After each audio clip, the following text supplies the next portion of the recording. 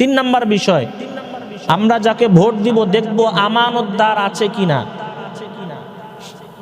সে আমানতদার কিনা।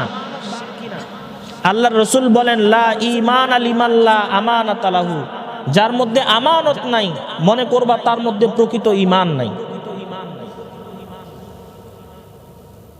সেজন্য যাকে আমরা ভোট দিব আমরা দেখব আমানতদার কিনা। আমানতদার ছিলেন রাসূলুল্লাহ সাল্লাল্লাহু আলাইহি ওয়াসাল্লাম। আপনারা জানেন রাসূল সাল্লাল্লাহু আলাইহি ওয়াসাল্লাম যখন মক্কা থেকে মদিনায় হিজরত করতেছেন, যে রাত্রিবেলায় হিজরত করেন, রসুলের বাসার চারপাশে কাফের বেঈমানরা ঘিরে রেখেছেন। ওই রাত্রিতে রসুলকে হত্যা করবে। রসুলকে আল্লাহ তাআলা নির্দেশ দিলেন, তুমি আজকের রাত্রিতে হিজরত করো। অথচ বাসার চারপাশে কি করেছে?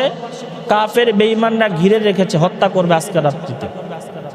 ওই সময় রসুলের কাছে কাফের বেঈমানদের অনেক আমানত রাখা ছিল, কারণ সবাই জানতো রসুলের কাছে যদি কোনো সম্পদ রাখা হয় উনি কোনোদিন এটাকে খেয়ানত করবে না।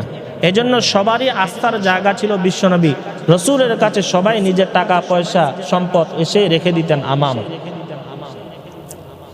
রসুল মক্কা থেকে হিজরত করে মদিনায় চলে যাবেন, চাইলে তো সব আমানত নিয়ে চলে যাইতে পারতেন। রসুল করলেন কি? হযরত আলী রাদিয়াল্লাহু তাআলা আনহুর কাছে সব সম্পদ দিয়ে দিলেন। বললেন, আলী তুমি মক্কার মধ্যে থাকো, আমি মদিনায় হিজরত করলাম, এই কাফের বেঈমানদের এই সম্পদগুলো আমার কাছে আমানত ছিল, তোমার কাছে দিয়ে গেলাম, সকালবেলা যার যার সম্পদ সবাইকে তুমি দিয়ে দিবা।